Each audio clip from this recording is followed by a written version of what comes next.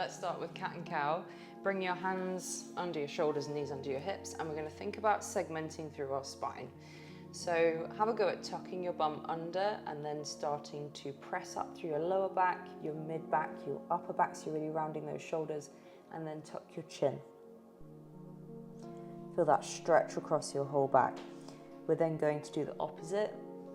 Tilt your pelvis forwards and slowly work your way up through your spine. So you're now extending your spine, stretching the front of the body, and really open your chest, lift your eyes. Again, tuck your tailbone, slowly start to peel your way up through your spine, rounding out, tucking your chin. And tilt your pelvis forwards. Again, extending your spine. Keep breathing in and out of your nose, and just do a couple more at your own pace.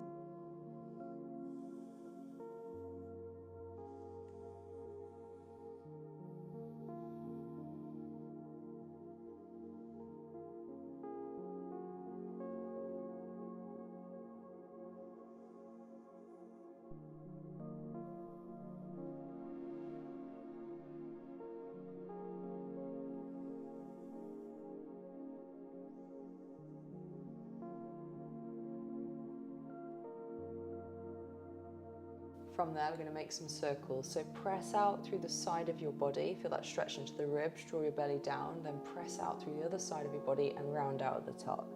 And then change direction.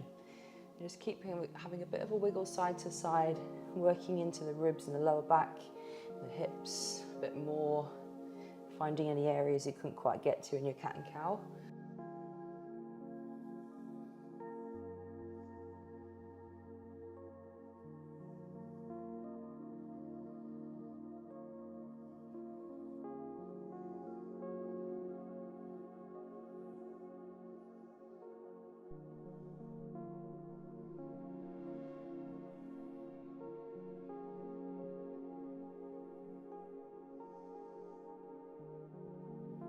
And then from here, stretch out through your calves. You're just going to extend one leg back. So I'll hook my right toes, pressing back through my right heel.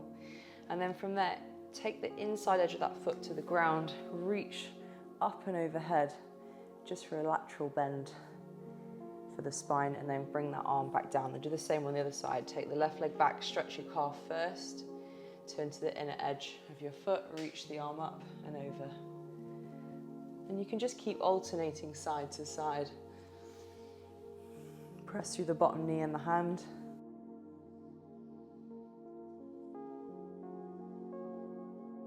And each time you reach up and over, try to make it bigger, really expand out through the ribs, draw in through the bottom side. Reach as far over as you can.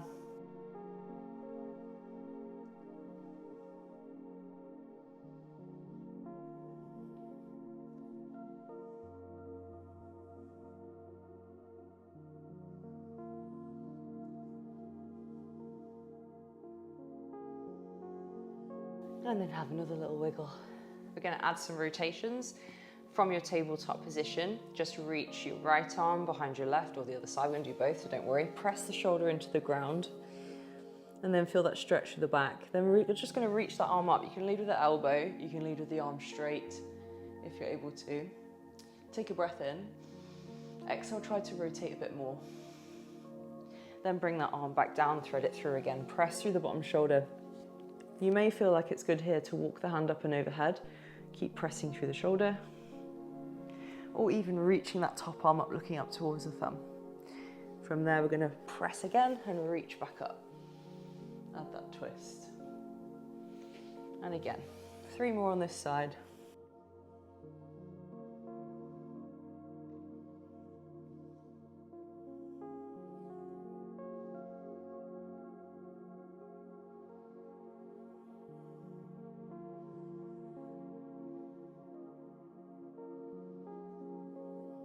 Maybe hold that stretch on this last one in the bottom. Walk the hand overhead or raise it up.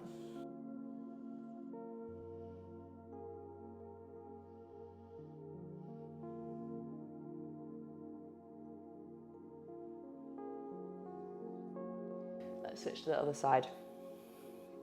Other arm's going to reach through. Press through the bottom shoulder. Feel that stretch first. Pushing through the hand, reach the arm up, leading with the elbow or the hand. And again.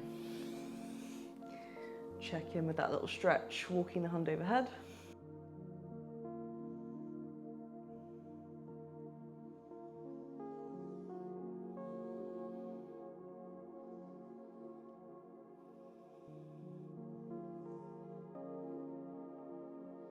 A couple more.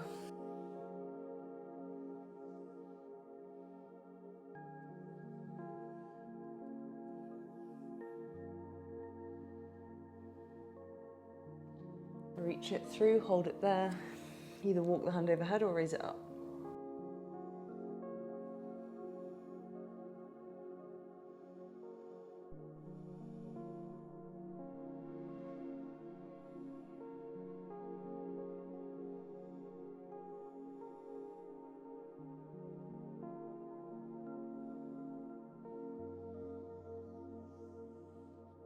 Have another little shake out in your cat and cow. From here, we're going into a downward dog. So if you hook your toes, send your bum back towards your heels. We're going to press through our shoulders and lift the hips. And our knees can be nicely bent as you take your head through the shoulders, looking back between the legs. Open the chest and shoulders, and then maybe press one heel back, rebend the knee, and then press the other back. And you can just alternate side to side. Don't worry if your heel doesn't touch the floor. Check in with those calves and hamstrings as well as opening the shoulders. And you can do this one elevating your hands on a box or a chair or a table or against the wall. So it doesn't have to be on the floor.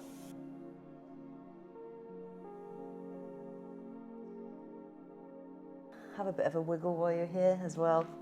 Check in with anywhere that feels tight.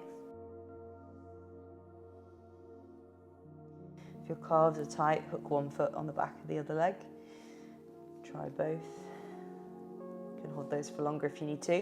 We're going to transition from a downward dog to an upward dog. So all we're going to do from here is come forwards to a plank. You can lower your knees first, because if upward dog feels too much, you can go onto your forearms. So we're going to open the hips towards the floor, press through the shoulders, press through the tops of the legs, open the chest. And if that's too much, you're just going to bring your forearms down and press through the forearms here as you open your chest. We're just going to transition back to downward dog, and then just move back and forth at your own pace.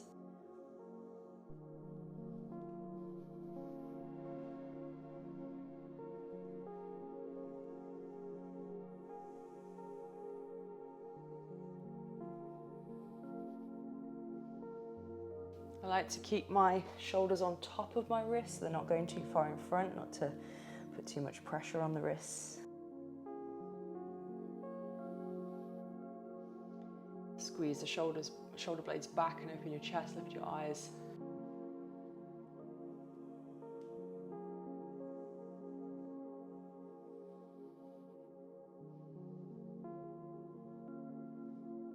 Just go for a couple more.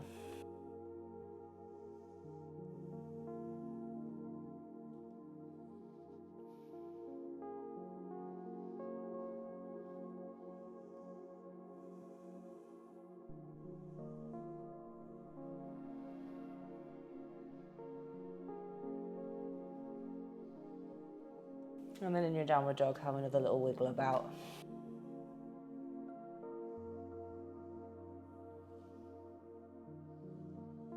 We're going to move more into the hips from here, and a couple of yoga blocks for underneath your hands could really help, but also using a chair or a table or any object that you could elevate your front foot on if doing this on the floor feels too much. So we're going to start in a downward dog.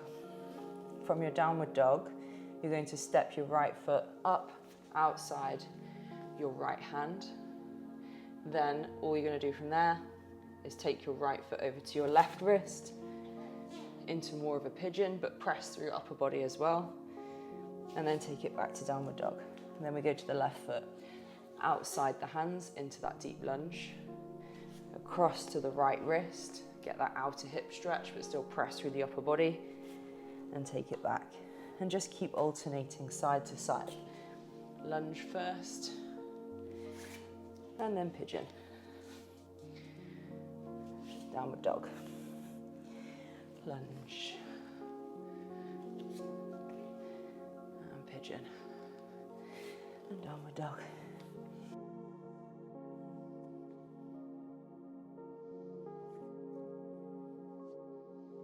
As your hips open up a bit more, you may find you can take that leg closer to the ground and press less through your hands.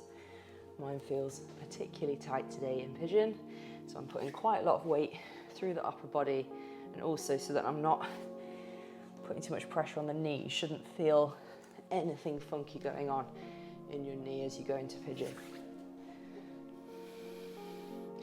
You could always challenge it, taking that back leg back more, so still pressing through the upper body, even unhooking those back toes and then rehooking them when you go back.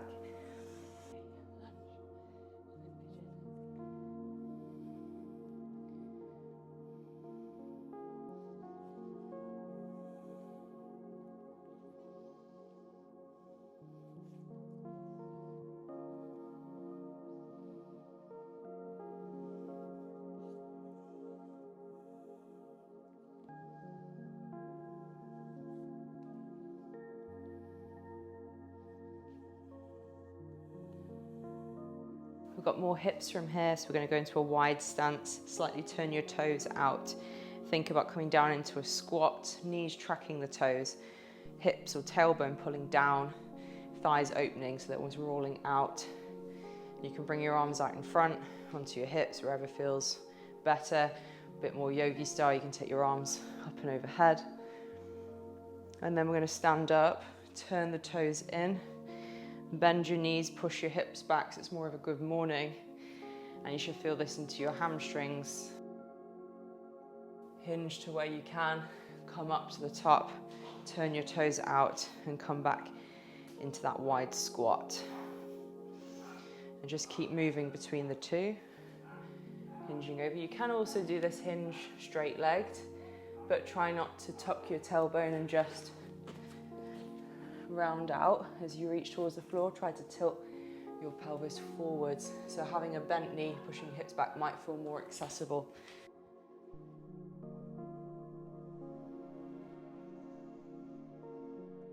Challenging the depth of that squat.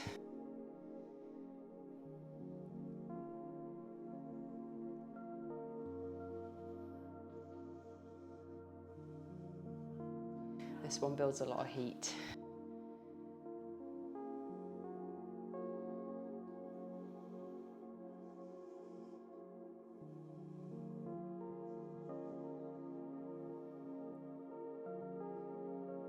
And the width of your stance is going to be different for everyone, so just pick a width that you can have the knees track the toes in that squat, which might mean you have to go narrower.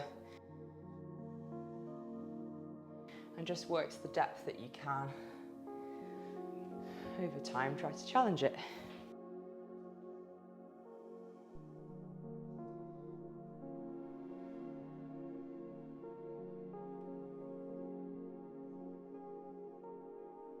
One more of each, down into that squat. Really opening the hips forward, and then coming up. As you fold over, actively just hinging, feel the backs of the thighs, and then maybe your hands can find the ground or yoga blocks. Fold into it more, big breath in. Exhale, fold.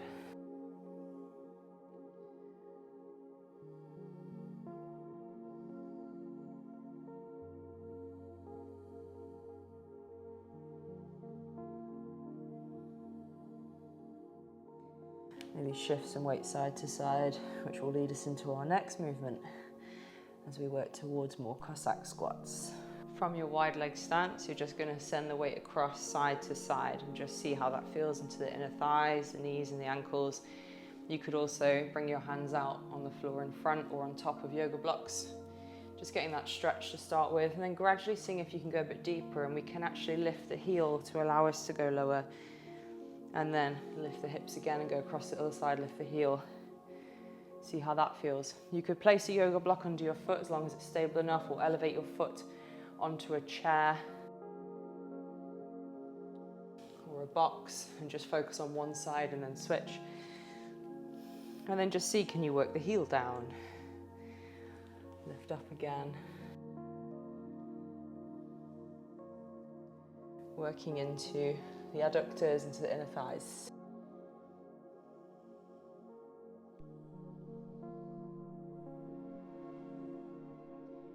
And there's a deep ankle stretch too, if we can get the knee over the toes. And that might also be why you'll get more out of it if you elevate that heel, if you're struggling with the heel down.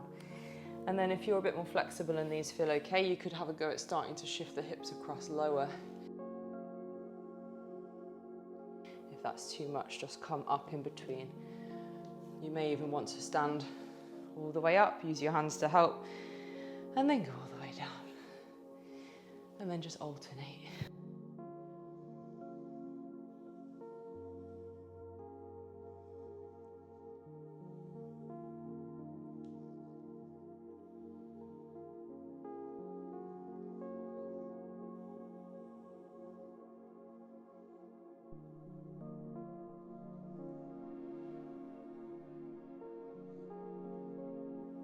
When you're ready, bring yourself up and out and rest.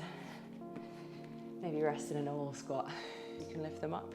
You could place yoga blocks underneath them or underneath your bum. You could hold onto something in front and anchor yourself in a little bit to help with your balance. Find a way of sitting in a deep squat. You could use a slant board. Possibilities are endless. Find somewhere that you can spend time in it without it feeling so intense that 5 seconds is it and you want to be out of there. And then you can just sort of move around in it or hold it still. Sometimes it can feel good to distract yourself a little bit while you're in it. So you could add some rotations, reaching one arm out in front, reaching the other up and back, working into your thoracic a bit more and just alternate.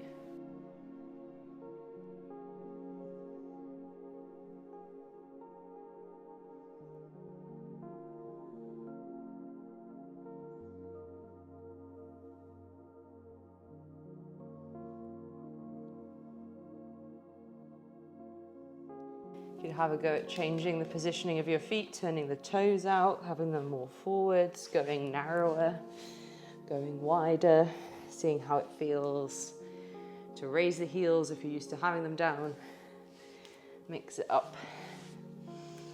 You can move around, working into the ankles, rolling to the inner and outer edges of the feet, or maybe even adding in some hip rotations.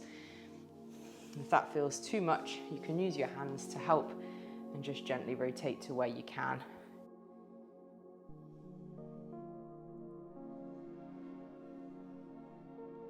Give yourself some challenges while you're there.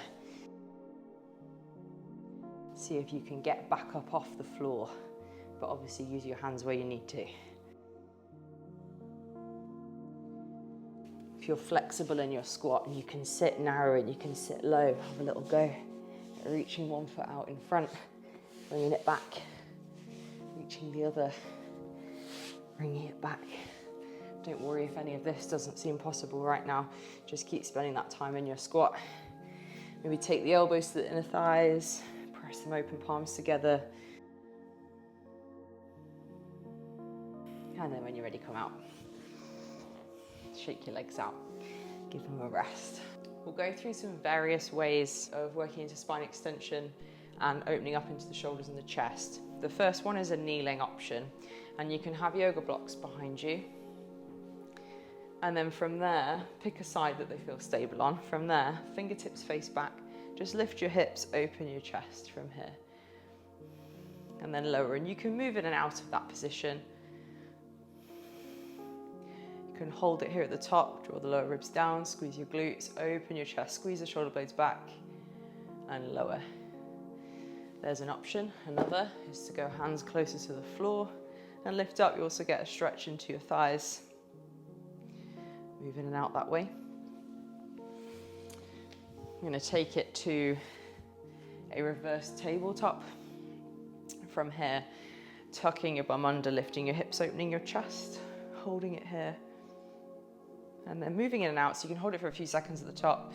Hands roughly shoulder width, really grip through the top pads of your fingers as well, just to help protect your wrists. If your hips aren't coming up, it might just be really tight into your chest and your shoulders. So you could try the first variation again. Or you can keep your bum on the floor, feet out in front, and send your hips forward to feel and just focus on that stretch into the chest. Last option is going into some reverse tabletop reaches. So make sure you feel stable here first. Press through one shoulder, lift the other hand off and open this armpit, then reach up and overhead, really lengthening through the whole front of the body, drawing the lower ribs down, opening this armpit, press through the feet, top arm, it's almost like it's trying to find the floor overhead. And then you can sit all the way down in between before you switch.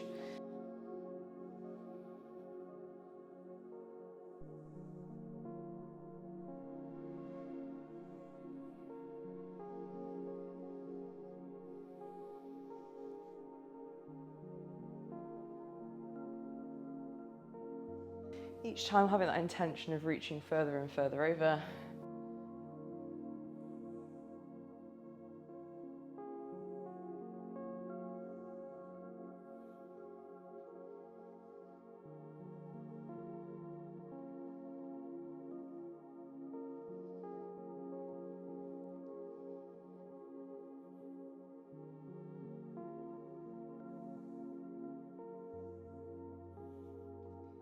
And then whichever variation you're in there, hopefully you felt that opening into the shoulders and the chest and the spine. Thanks for joining me, guys. Let me know how you got on with this in the comments. I'll see you for the next flow.